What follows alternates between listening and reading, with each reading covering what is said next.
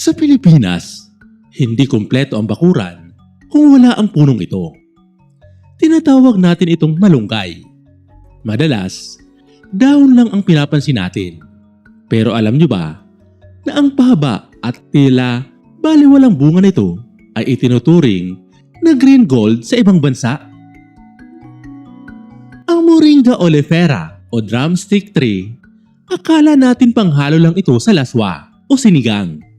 Pero sa loob ng bawat bunga, may nakatagong solusyon sa 10 nakamamatay at nakakairitang sakit.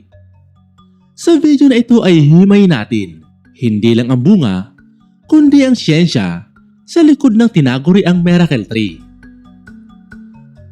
Pero bago ang lahat, kung nais mong ikaw ang unang makakita ng aming mga bagong upload at makita ang ilang behind the scene, mag-subscribe at sumali na sa aming community.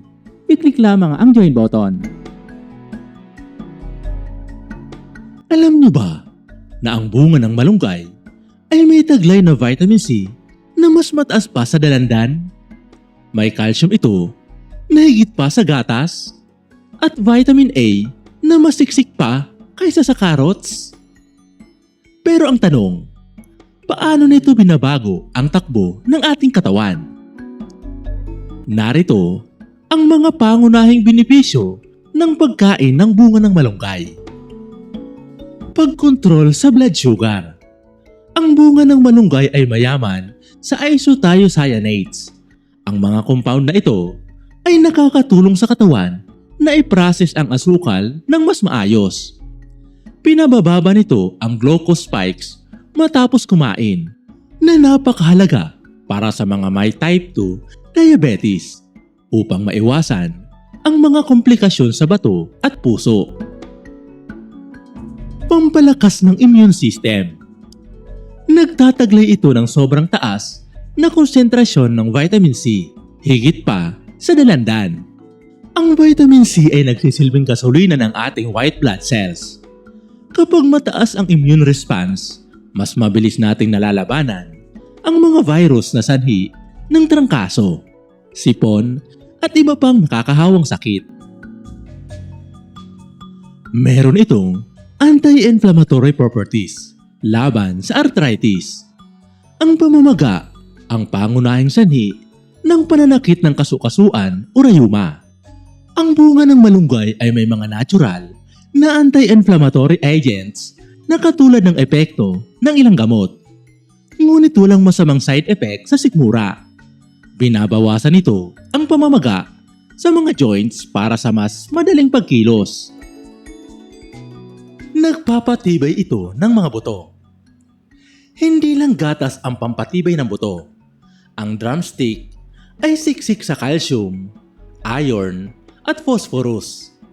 Ang kombinasyong ito ay kailangan para sa bone density. Para sa mga nagkakaedad, ang regular na pagkain nito ay panlaban sa paglutong ng mga buto o pagkakuba.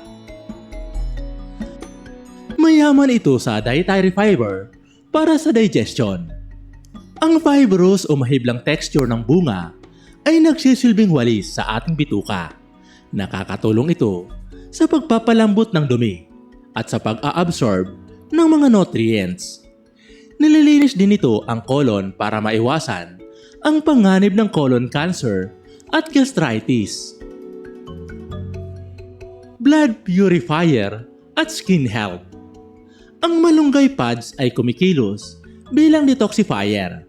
Nililinis nito ang ating dugo mula sa mga toxins. Kapag malinis ang dugo, makikita ito sa balat. Nababawasan ang pagtubo ng tigyawat at bumibilis ang paghilom ng mga sugat o iritasyon sa balat.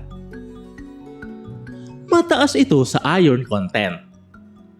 Ang kakulangan sa bakal o iron ay nagdudulot ng panghihina at pagkahilo o anemia. Ang bunga ng malunggay ay isang mahusay na plant-based source ng iron.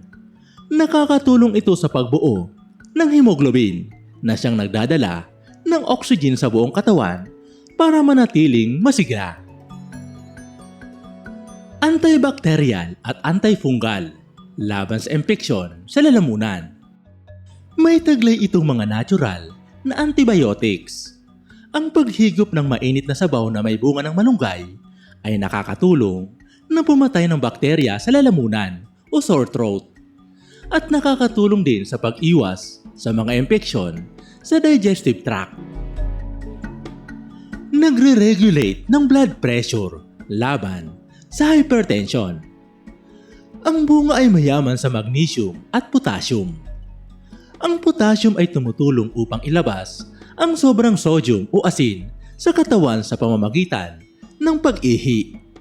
Habang ang magnesium naman ay nagpaparelax sa mga blood vessels upang maging maayos ang daloy ng dugo at bumaba ang presyon. Nagpapabuti ng reproductive health laban sa infertility.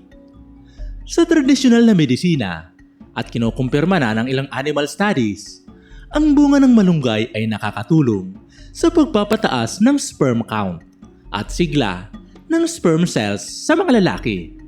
Nakakatulong din ito sa pagbalanse ng hormones na mahalaga sa pagbubuntis.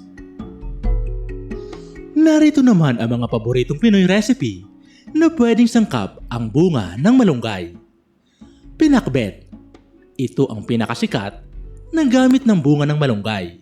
Sa Ilocos, tinatawag itong bunga timarungkay.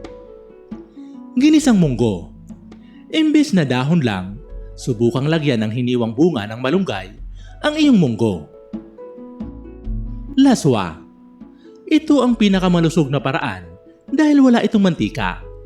Purong gulay, tubig, at kaunting asin o bagoong lang. Sinigang. Ang bunga ng malunggay ay isang mahusay na alternatibo o dagdag sa sitaw sa sinigang. Dinengdeng. Isang simple at masustansyang ulam mula sa norte na binubuo ng inihaw o prinitong isda at iba't ibang gulay.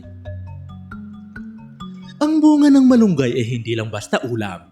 Ito ay isang complete package ng kalusugan na madalas ay libre lang sa ating paligid. Ang susi ay ang regular na pagkonsumo bilang bahagi ng isang balanseng dieta. Kaya sa susunod na makakita ka ng bunga ng malunggay sa palengke o sa iyong bakuran, huwag mo lang itong tingnan bilang sahog. Tingnan mo ito bilang proteksyon. Isang regalo ng kalikasan na abot kaya, masarap, at puno ng buhay. Ikaw ba, kaorban? Ano ang paborito mong luto sa bunga ng malunggay? At ano ang masabi mo dito?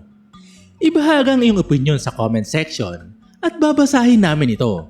At kung nagustuhan mo ang video na ito, ibahagi ito sa iba para madami pa ang makaalam tungkol dito. Ito pong muli si UCL. Maraming salamat po sa panonood. Hanggang sa muli po. God bless.